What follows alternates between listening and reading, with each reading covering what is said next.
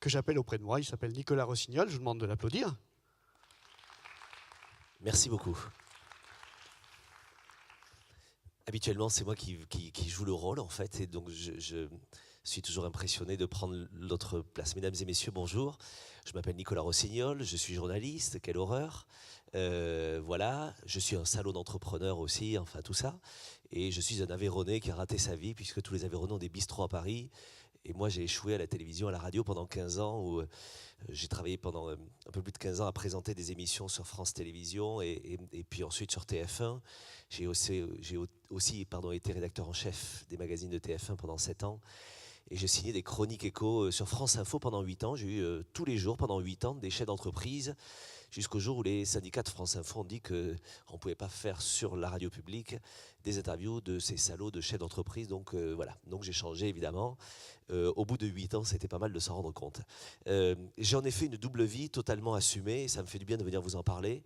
J'ai pas de psy, donc il fallait que j'en parle. Voilà, je passe ma vie à 50% de mon temps en tant que chef d'entreprise à gérer une agence de conseil. Je fais du conseil en communication.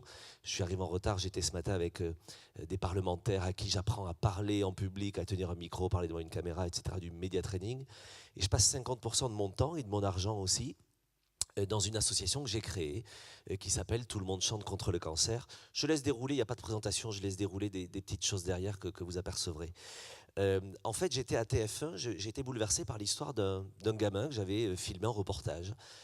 3 ans et demi, le gamin, alors victime de l'administration, je me bagarre pour lui, pour sa famille, pour qu'il puisse se faire hospitaliser à Paris, parce qu'il venait de Marseille, évidemment c'est interdit quand on vient de Marseille de se faire hospitaliser à Paris. Enfin bon bref, je passerai 3 heures sur une conférence plus tard si vous le souhaitez, pour vous plomber l'ambiance sur le cancer. Et donc voilà, et j'étais sur le premier média d'Europe, TF1, et je me suis dit, mais attends, je sers à quoi? Chaque année, je fais un truc comme les copains. J'aide le SIDAction contre le sida, super. Le Téléthon contre les myopathies, super. Les enfoirés contre la pauvreté, super. Et le cancer qui nous touche tous. Il n'y a pas d'émission de télé, non. Attends, il n'y a pas une émission spéciale, non. Il n'y a pas un rassemblement national, non plus. Il n'y a pas une vente de disques, non plus. Il y a pas. Et pourquoi il n'y a pas? Alors, nous, les journalistes, on dit un tel est mort d'une longue maladie parce qu'on n'ose même pas prononcer le mot de peur de la choper en le disant. Voilà. Et alors j'ai creusé en tant que journaliste et je me suis dit, il y a quand même des assos géniales. Il y a la Ligue contre le cancer, super. Gustave Roussy, Curie, l'ARC, qui est devenue l'assos la mieux gérée malgré tout depuis 20 ans. Et alors elles sont toutes contre le cancer, mais surtout pas ensemble. C'est-à-dire que personne ne se parle. C'est celle qui aura le plus d'adhérents, celle qui aura le plus de morts. Les morts, c'est pas mal aussi, hein, ça fait grimper le chiffre d'affaires. Et moi, pardon, hein, mes petits cons de 30 ans, parce que j'ai fait ma crise de la quarantaine à 30 ans, à l'époque, je me dis, et là-dedans, moi, futur malade, qu'est-ce que je fais? Donc plutôt que d'avoir une armée bien soudée, je vais avoir que des bataillons séparés qui tirent chacun dans leur coin, parce qu'ils veulent surtout pas s'entendre. Et voilà, et moi, le futur malade, je me dis, ben alors, qu'est-ce qui va advenir? De manière très égoïste, parce que vous, je m'en moque, mais c'était pour moi. Je me suis dit, qu'est-ce qu'il va devenir de moi? Voilà, dans quelques années peut-être. Et là, évidemment, j'ai voulu changer le monde. Et donc, je me suis dit, je vais créer l'association qui va réunir toutes les autres associations. Il n'y a pas de raison qu'il y ait les SIDAction, Téléthon, les Enfoirés et pas un truc contre le cancer. Et donc, je prends 4 mois sabbatiques à TF1 pour lancer un événement. Voilà, évidemment, j'allais changer le monde, bien sûr. 4 mois, c'est suffisant, vous le savez. Voilà. Et ben, je suis dans ma 8e année sabbatique. J'ai toujours pas changé le monde. Bon, ça, c'est loupé. Voilà. Mais j'ai créé un truc qui s'appelle Tout le monde chante contre le cancer. Alors, dans l'ambiance générale, on aurait pu s'appeler Tout le monde chiale ou Tout le monde gémit contre le cancer. Et ben nous, on s'est dit, on va prendre le contre-pied. Et on a pris le contre-pied de tout pour être une association complètement différente. Le business model de l'époque, c'était ce qu'avait fait Rosemary. C'est un super business model. Vous montez une assoce, vous détournez quelques millions, personne ne le voit, au bout de quelques années, vous partez, etc. Voilà. Et ben comme Rosemary avait piqué l'idée, nous, on est allé à l'inverse. Moi, j'ai voulu monter une assoce où personne toucherait d'argent, on serait tous complètement bénévoles et on ne dépenserait pas un seul centime. Je rappelle que je suis Aveyronnais, donc les poches cousues, enfin tout ça. Chassagne peut faire le malin, les Auvergnats sont pires. Donc, c'était important de souligner ça. Et donc, je crée Tout le monde chante contre le cancer pour réunir toutes ces assos, pour mener des actions au quotidien. Et alors, on est allé vraiment dans le contre-pied sur tout. Alors, bien sûr, on s'occupe des enfants malades parce qu'il y a une forte demande d'améliorer leur quotidien. Voilà, mais je vais aussi là où les autres ne vont pas. En gros, les frères et sœurs, par exemple, des enfants malades, tout le monde s'en fout. C'est-à-dire qu'en gros, vous voyez un enfant malade, vous demandez de ses nouvelles, oh, le porc, etc. Mais les frères et sœurs, comme on s'en fout royal, le schéma type, c'est l'enfant est malade, maman est au chevet, papa bosse parce qu'il faut, pendant malheureusement quelques années, évidemment, continuer à faire vivre la famille. Les frères et sœurs sont chez papy et mamie. Personne ne leur demande jamais s'ils vont bien. Et ben nous, on s'occupe des frères et sœurs. Puis on s'occupe des papas aussi. Puis on s'occupe des mamans. Ensemble, séparément. Les couples explosent pendant la maladie de l'enfant. Alors on fait des week-ends où on se débarrasse des gosses malades. On les met, soit ils sont à l'hôpital, soit on fait des soirées pour eux, mais on s'occupe des parents aussi, parce que l'enfant, s'il veut s'en sortir, il va falloir aussi que le noyau familial soit dur et soit costaud. Donc on s'occupe des parents. Voilà. Et puis on s'occupe aussi, pardon, je parle très très cash parce qu'on n'a pas de temps à perdre, on va s'occuper aussi des parents dont les enfants sont décédés. C'est-à-dire qu'en gros, votre enfant est malade, on s'occupe de vous à l'hôpital, et puis le jour où votre enfant décède, excusez-nous messieurs, dames, vous sortez évidemment des statistiques. Donc on ne s'occupe plus de vous, puisqu'il y a des assos pour enfants malades, il n'y a pas d'assos pour enfants morts, et on fait comment ? Et voilà. Et donc vous, les parents, vous retrouvez seuls au monde. Il n'y a plus rien qui se passe. On n'ose pas vous appeler parce qu'on se dit qu'est-ce que je vais leur dire. Et voilà. Et donc nous, on s'occupe de ces gens aussi dans le suivi. Et si je vous en parle avec autant de détachement, c'est qu'on a décidé, nous, d'en parler sans angélisme. Mon combat au quotidien, c'est 50% de mon temps, je vous l'ai dit, 50% de mon argent, celui que je fais aussi avec mon entreprise, qui est investi là-dedans. Je gère une tripotée de 300 bénévoles. Alors, quand je vous dis qu'il n'y a pas d'angélisme, j'ai envie d'en tuer un par jour, hein, les bénévoles. C'est-à-dire, les salariés, déjà, c'est compliqué. Les bénévoles, voilà, les salariés, vous leur donnez un truc à la fin du mois, bon, tu la fermes, tu as un truc à la fin du mois. Voilà, le bénévole, vous lui donnez rien à la fin du mois. Et voilà. Et lui, il ne faut pas croire, hein, moi, quand je recrute les bénévoles, le premier truc que je leur demande, alors demain, parce qu'évidemment, je suis là pour vous recruter, demain, vous allez venir bénévole chez moi, je vous demande comment est-ce que tu veux être payé ? Alors la question, elle est super choc, parce que dans le monde associatif, personne ne vous demande ça. Moi, je vous pose la question, comment est-ce que je vais vous payer ? Et je ne veux pas la réponse en plus.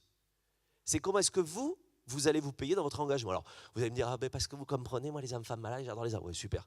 On ne vient pas pour les enfants malades, c'est pas vrai. Alors, on vient pour les enfants malades, mais qu'est-ce que je coche comme autre case ? Je vais en cocher d'autres. J'ai des bénévoles chez moi qui viennent parce qu'ils n'ont pas d'amis, parce qu'ils se font chier à la maison, parce qu'ils cherchent un amant ou une maîtresse, parce qu'ils cherchent du boulot, parce qu'ils ont été touchés par le truc, mais qu'ils veulent rendre quelque chose, je ne sais pas. Mais il y a toujours plusieurs explications. Et je vous rassure, moi, ça fait 8 ans, je n'ai pas trouvé. Enfin, je coche des cases au fur et à mesure. Pour la maîtresse, je m'en interdis, évidemment, puisque je suis le président bénévole de l'association. Mais je coche des cases au fur et à mesure et je ne suis pas au bout certainement de la liste. Et puis pas d'angélisme aussi avec les gens dont on s'occupe. On s'occupe, oui, des enfants, de leurs frères et sœurs, de leurs parents, mais pas d'angélisme. Oh, ils sont mignons, ouais, ils sont mignons. Et en même temps, ce n'est pas parce qu'ils ont le cancer, ils sont sympas. Vous avez le même phénomène que dans la société sans cancer, ou qui l'ignore. Vous avez des gens qui sont chiants, vous avez des profiteurs, vous avez des escrocs, vous avez des cons. Voilà, un exemple, l'année dernière, on a fait un week-end à Disney pour 700 familles qui venaient de partout en France. Alors on leur offre tout, transport, hébergement, cadeaux, journée avec plein de stars qui viennent chanter, etc. Plein de personnalités, pardon. Chez nous, les stars ne sont pas sur scène, ce sont les enfants malades. Et donc, ils ont un week-end génial. Et vous avez une maman qui vous appelle une semaine avant en disant « Écoutez, c'est sympa votre week-end, mais je viens de Lyon. Est-ce que vous pourriez aussi prendre en charge le parking pour ma voiture à la gare de Lyon ?»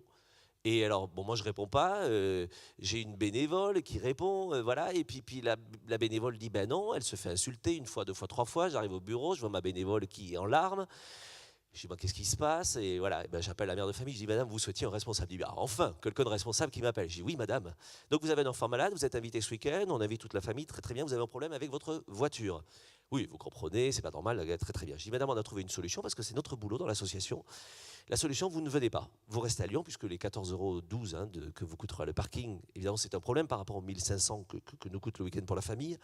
Et donc, vous restez à Lyon parce qu'on va offrir le week-end à une autre famille d'enfants malades qui n'aura pas de problème de voiture ou en tout cas qui ne va pas nous réclamer quoi que ce soit. Mais monsieur, qu'est-ce que je vais dire à mon enfant malade ? C'est dégueulasse ce que vous faites. J'ai dit, mais madame, vous allez dire que... Vraiment, on est entre nous, je peux y aller. Hein. Je dis, ben, vous allez dire à votre enfant malade que sa mère est une conne. Non mais... Et en fait, pour tout vous dire, si j'y vais cash, c'est qu'en fait, l'angélisme nous tue. Alors, vous avez parlé de mon entreprise, le monde associatif, l'angélisme nous tue. Alors, personne ne se dit quoi que ce soit. Moi, chez moi, je vire un bénévole par mois. Le mec, il s'est mal comporté, il a des missions, il me plante. Alors, une fois, parce qu'il devait venir plier des cadeaux, et puis alors, il a un cancer du petit doigt. Bon, ça passe pour un samedi. La fois d'après, il a des hémorroïdes. Très, très bien. Et bien, la troisième fois, il ne vient pas. Il est viré, je déchire sa carte de membre, etc. Donc je vire des bénévoles, je vire des familles d'enfants malades, je gère ça comme une entreprise. Et je le gère tellement comme une entreprise qu'avant de vous dire où va l'argent dont j'ai besoin, je vais vous dire où il ne va pas.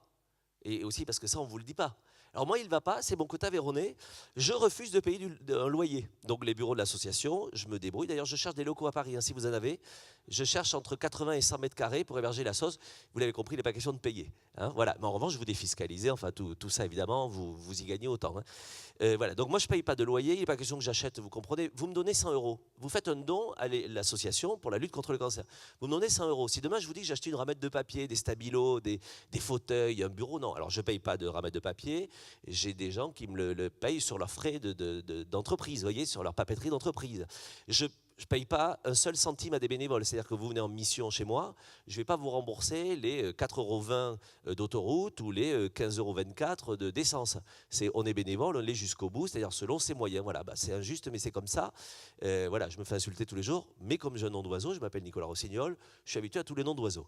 Donc en gros, voilà, l'argent ne va pas dans ces trucs-là, l'argent ne va pas quand j'organise ici au Casino de Paris, et merci aux copains du Casino parce que c'est une salle avec une équipe géniale. On fait le gala de Noël. Le 4 décembre dernier, nous avions ici Patrick Bruel, Christophe Mahé, je ne sais plus qu'on a Francis Cabrel qui vient, enfin on en a 50 à chaque fois. Je ne paye pas un centime, vous imaginez, je ne leur rembourse même pas le taxi, je me fais insulter parce que je ne leur paye pas le taxi. Ben, les potes, non, vous n'êtes bénévole, etc. Donc l'argent ne va pas dans le fonctionnement. Je ne paye rien. J'ai juste 3 petits salariés que je paye super mal. Voilà, mais ce sont presque des emplois fictifs assumés puisque j'ai un gros partenaire, une banque, qui me paye les salaires des 3 salariés. Voilà. Et puis le reste, je ne paye rien d'autre. C'est important que vous le sachiez. Et évidemment, moi, en tant que président ou les administrateurs, dans beaucoup d'associations, les administrateurs prennent un ticket. Voilà. Moi, dans la lutte contre le cancer, Rosemary, tout foutu en l'air. Il n'est pas question de faire la même chose 20 ans plus tard. Donc, on ne touche rien. Et là où va l'argent, en fait, c'est pour mener 1000 actions par an auprès de 4000 familles. On intervient dans 115 hôpitaux partout en France, dans 12 hôpitaux aussi en Afrique. Pardon, je parle comme ça, mais je vais aussi en Afrique parce qu'en Afrique, on connaît le sida, on connaît le palu, et on ne s'occupe pas du cancer parce qu'on ne connaît pas. Vous avez des gamins qui arrivent souvent en stade 4 et c'est la fin. Vous avez des familles qui arrivent à l'hôpital, qui ont un cachet pendant une semaine ou 2, et puis en sortant, elles ne le prennent plus puisqu'elles sortent de l'hôpital, donc elles sont guéries. Et non. Donc voilà, donc on est en train de travailler de faire un gros travail de pédagogie en Afrique là-dessus. Et donc voilà, l'argent, il va là-dedans. J'ai besoin de vous parce que je suis en train d'installer une expo photo dans 100 hôpitaux avec des portraits de gamins, des portraits d'accompagnants aussi, des portraits d'anges gardiens. C'est ce que vous devenez si vous nous aidez. Tous les gens qui nous aident sont des anges gardiens. J'ai besoin de vous parce que en s'occupant des parents, on va offrir une box à toutes les familles qui arrivent à l'hôpital avec tout ce dont ils ont besoin. Ça, c'est un signe que j'ai parlé beaucoup plus qu'il ne fallait. Voilà, j'ai besoin de vous parce qu'on est en train de monter en Europe le premier centre d'accueil pour les familles. C'est un château que des curés nous filent. Ils sont en train de mourir, donc ils nous le filent. Et on va le retaper, ce château, en résidence 5 étoiles pour accueillir des familles et souvent pour accompagner la fin de vie des gamins parce qu'on travaille beaucoup sur la fin de vie des enfants. Et donc j'ai besoin de béton, j'ai besoin de bois, j'ai besoin de fer. Voilà, enfin j'ai besoin de plein de choses. La dernière chose, c'est que je ne demande pas que de l'argent. Évidemment, en nous aidant, vous défiscalisez. 60% ou 66%, voilà, mais j'ai aussi besoin de talent, j'ai besoin de compétences, j'ai besoin de matériel, beaucoup de choses matérielles, et on a lancé, et je termine là-dessus, une grande plateforme de déstockage depuis 8 ans, qui est la plateforme du cœur. C'est en gros, vous avez, vos amis, vous avez des stocks. Le stock vous coûte beaucoup. Eh ben moi, vous me filez le stock, donc vous videz vos stocks.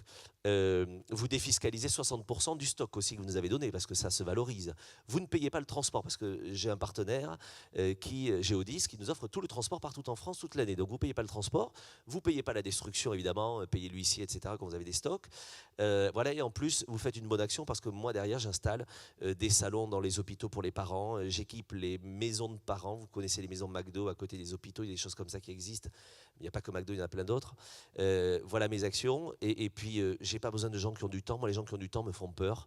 Quand j'ai des retraités qui viennent me voir pour être bénévoles, j'en veux surtout pas. Je prends que des gens actifs. Parce que les retraités qui ont que ça à faire de dire du mal des autres, je fais exprès, je suis fils de retraité, mais je ne prends que des gens qui sont dans l'action.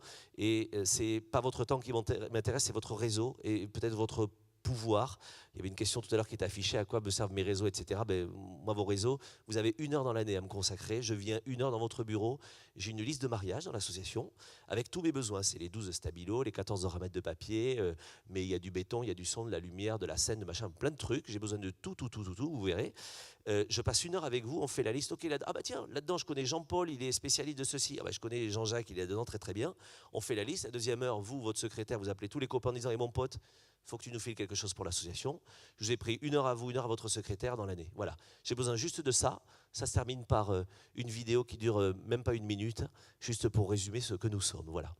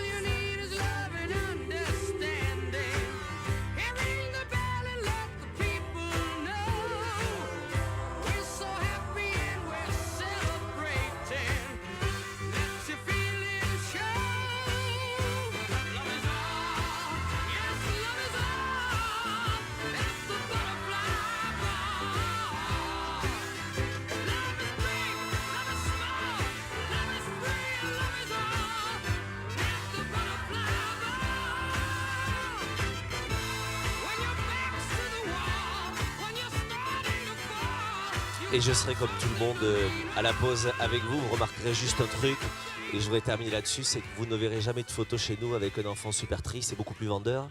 Un enfant triste, la tête chauve, etc., en train de mourir, d'agoniser, etc. Chez nous, on préfère les montrer qu'avec le sourire, parce que je voulais juste vous rappeler un truc. Et si vous partez avec un seul message, c'est celui-là. Face aux malades du cancer, évitez de les regarder comme des morts ou comme des futurs morts. Regardez-les comme des vivants, parce qu'ils sont beaucoup plus vivants que vous et moi. C'est le message clé. Merci à tous.